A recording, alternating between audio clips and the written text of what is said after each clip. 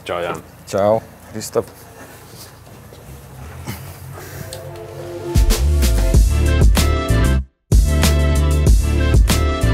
Čau, draugi. Esam atraduši arhitektu, atraduši māju būvnieku. Gribam atrast trešo. Tas ir santehnikas uzņēmumu, kas mums pareizi aprēķinās, kādus efektīvus risinājumus mums vajag mūsu santehnikai. Tāpēc šodien esmu paaicinājis Jāni no Celsis. Viņš ir pārdošanas vadītājs un noteikti ieteiks jums labākos risinājumus. Čau, Jāni. Čau. Man ir jautājums, tā kā es esmu izvēlējies, ka es būvēšu māju, kas būtu tas, ar ko man būtu jāsāk brīdī, kad es atnāku pie jums? Man ir jābūt jau kaut kādam projektam, vai jūs varētu palīdzēt izstrādāt projektu vai kā? Ja mēs runājam, piemēram, sāksim ar šiem santehnikas risinājumiem un siltajām grīdām. Noteikti vajadzētu maksimāli daudz informācijas par pašu māju. Ieteicams veikt ir energo auditu, ja ir iespējams. Tad mums vieglāk ir piemeklēt gan apkurs iekārt, gan aprēķināt siltās grīdas, to pašu soli siltajām grīdām. Un attiecīgi, ja mēs zinām vairāk par māju, mēs precīzāk pielasām to pašu apkurs iekārtu piemeklējumu. Ok, un tad ir tā uzreiz jau izrietošais jautājums, tu teici par šīm siltajām grīdām. Kā ir pēdējā laikā? Pārsvarā cilvēki izvēlas vēl joprojām ar radiatoru apsēst vai ar siltajām grīdām? Vai varēs būt fankoilu sistēma? Fankoilu sistēma, tas ir šobrīd privātu mājām redz gadījums. Pārsvarā tas ir siltās grīdas. Jauns projekts, jauna māja, siltās grīdas. Bet vēl interesanti, cilvēki tomēr uzskata, ka no siltajām grīdām ceļās kaut kādi putekļi, kaut kādas neveselīgas plūsmas. Un tad guļamistabās, piemēram, pirmais stāvs mums ir dzīvojamā tā zona, tās būs siltās grīdas, otrās zona radiatori. Bet tas rada sarežģības uzreiz un izmaksas. Tātad mums ir divas dažādas apkurs temperatūras. Pirmais stāvs ir zemās, otrais stāvā ir augstās temperatūras, pat cik radiatoriem vajadzīgs augstas temperatūras. Un attiecīgi ir vajadzīgi kaut kāda sajaukšanas mezgli uzreiz siltām grīdām un kolektoru sistēma kaut kādas apkurs mezglis ir sarežģītāks un dārgāks uzreiz. Būtībā mēs brutāli uzreiz sadārdzinām savu sistēmu. Jā. Un arī apsaimniekošanā noteikti viņi ir daudz sarežģītāki. Protams, jā. Un cilvēki nezin, kāpēc vēl ir šis te uzskats, ka siltām grīdām ir kaut kādas neveselīgas plūsmas, putekļi un nezin, kāpēc.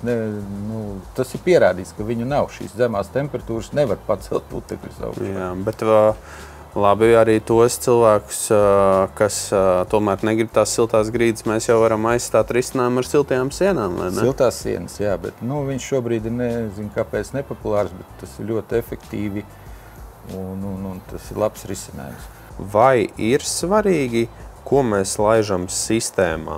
Vai tas mums ir glikols, vai demineralizēts ūdens, vai vienkārši ūdens no akas? Un, ja tas ir ūdens no akas, vai viņam ir kaut kāds piedevs jālaiž, vai tas ir viss tā kā otršķirīgi? Tas ir ļoti svarīgi. Šobrīd, kā siltumnesējs, nekas labāks par ūdeni nav. Par šiem te glikoliem neaizsaucošajiem, es uzskatu, ka tas ir gadījums tikai tad, kad mums ir iespēja, kad māja var aizsalt. Ja? Daudzos rajonos mums ir tā, ka pazūd elektrība. Ja? Tad vēlams šo te. Un kā tu zini, šie te siltumsūkņi, kas ir monobloku veidīgie, ja? Kuri mums apkurus nesējs nāk no ārējā bloka, ja? Kur ir iespēja aizsaldēt, tur arī vēlams viņu likt. Bet, jebkurā gadījumā šie te glikoli, vai tas būtu etilēna glikols vai propilēna glikols, viņi tomēr zaudē, viņiem ir cita viskozitāte, un mēs zaudējam apkurs jaudu uz viņiem. Sūkņiem ir grūtāk. Neaizmirstam arī pa sensoriem, ka viņi mums apduļķojās un pēc tam neredz plūsmas, un tad ir problēmas. Jā, vēl problēma ar šo te siltumnesēju kvalitāti ļoti jāskatās. Ir pat bijuši gadījumi, kad apkurs sistēmu nostāvot vasaru, ja, un ziemā nevar palaist, jo viņi pārvērtusies par kaut kādu lipīgu masu. To arī visu vajadzētu ņemt vērā un pirkt viņu pie zināmiem ražotājiem un nevis no kaut kādiem. Un nelaistam no vienas kanniņas otrā, netīrās kannas. Tāpat šī šķaidīšana. Ja tas ražotājs ir paredzējis tos procentus tādus, tad mēs negāžam klāt ūdeni. cilvēki uzskata, ka sašķaidot es dabūnu no 2-20, 10 sajaucot uz pusi, tā nav. Okay. Un plus vēl noteikti mainās ķīmiskā formula, un tieši tāpēc viņš sāk aizaugt jau ciet. Noteikti, kad ir bijušas situācijas, ka notiek mājās renovācija. Bieži vien tagad populāri mums ir, ka pāriet no gāzes apkurs uz siltumsūkni. Jautājums. Ir kādi procesi, kas mums ir jāzina, lai piemeklētu pareizo apkurs sistēmu, un vai vienmēr tas ir iespējams to nomainīt? Pārsvarā gadījumā ir iespējams nomainīt šīs apkurs sistēmas. Bet, ja mums ir bijis gāze, mums visbiežāk ir kaut kādi radiatori arī. Jā. Tā sistēma, es uzskatu, ka viņi noteikti jāskalo. Tad mums ir, par cik siltumsūkņi ir pārsvarā uz zemām temperatūrām. Mums jāpārēķina apkurs radiatoru jaudas noteikti. Tātad jāpalielina sildvirsma. Bieži vien klienti nav ar mieru, jo viņi radiatori vai biezāki, vai lielāki, vai vispār ir iespēja uzlikt šos lielos radiatorus un atstāja tos radiatorus, kas bija, un pārsvarā viņi nepietiek. Ja viņi paredzētu, piemēram, 50-70 grādiem šī sildvirsma, tad siltumsūknis efektīvi mums strādā līdz padzim 3-5 grādi. Jā. Katla telpas mums parasti ir, kādreiz bija telpas vidū, tagad ir pārsvarā pie māja arsienām.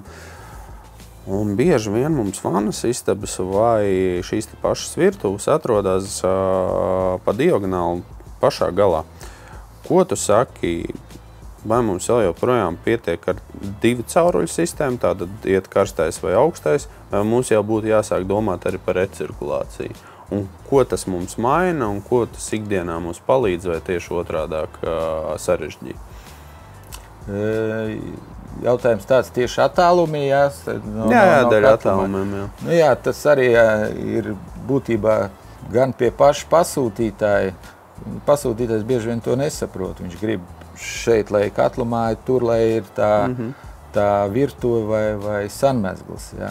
Un attiecīgi šie inženieri izcinājumi uzreiz ir sarežģītāk. Tie ir trašu garumi.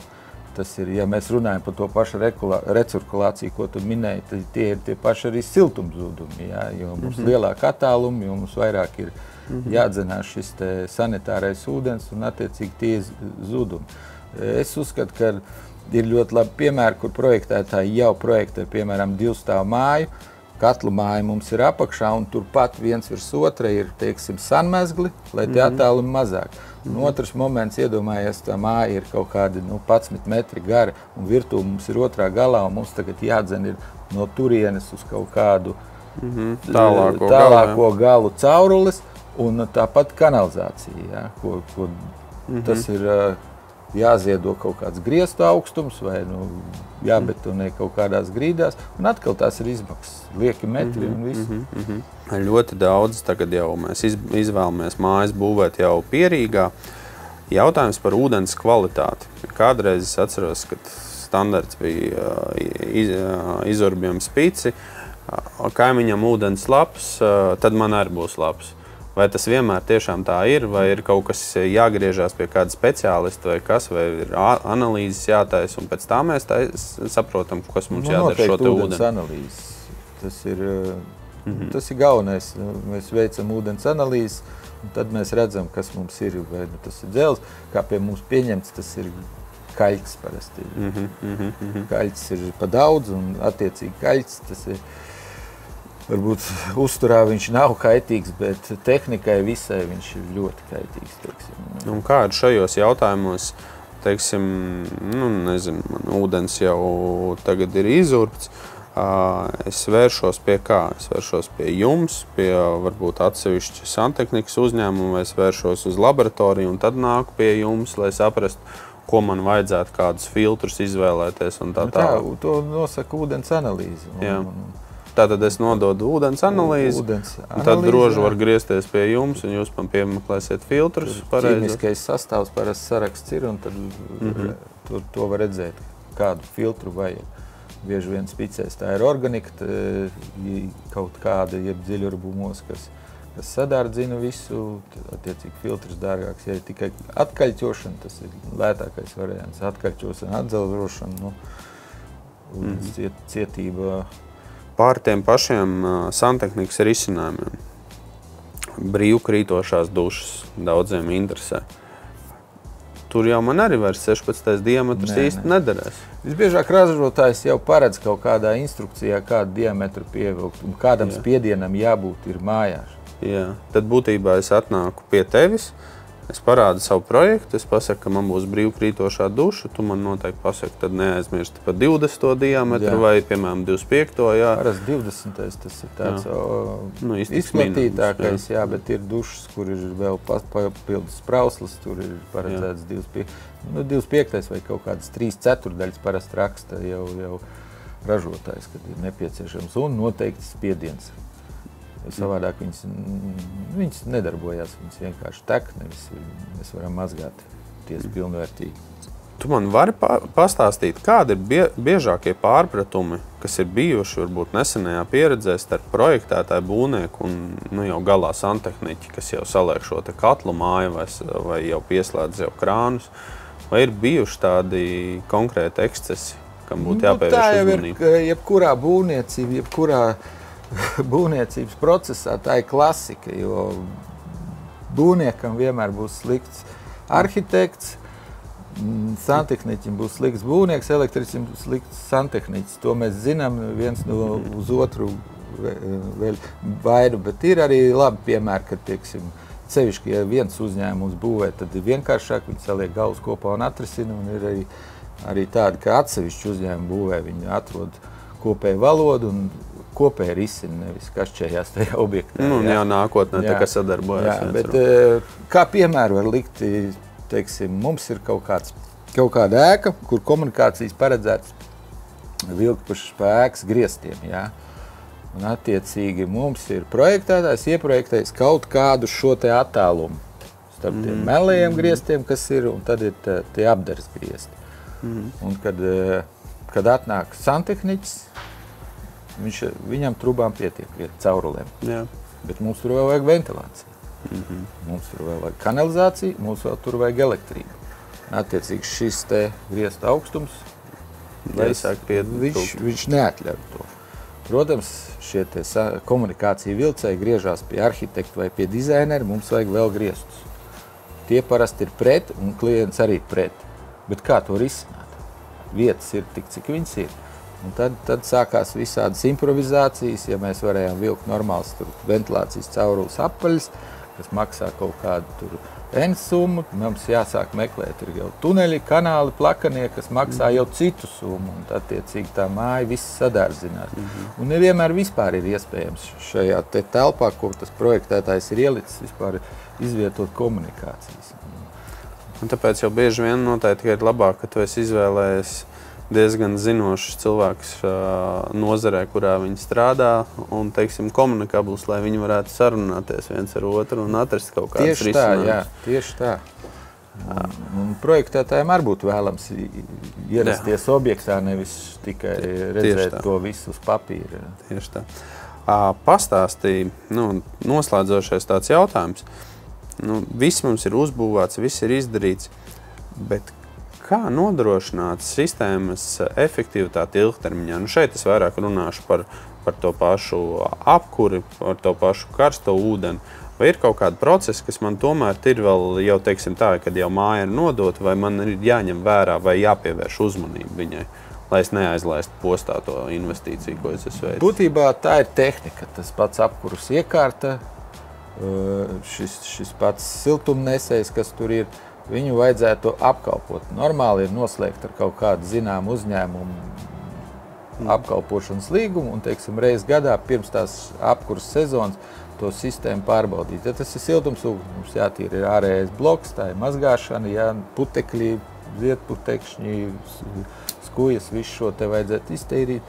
Kā pašā katlumājā noteikti ir kaut kādi šie te netīrumi uztvērēji, gružu filtri, kā viņus sauc, separatori. Tos vajadzētu iztīrīt un vienkārši iemēģināt sistēmu pirms apkuras sezonas, vai viņi vispār darbojās.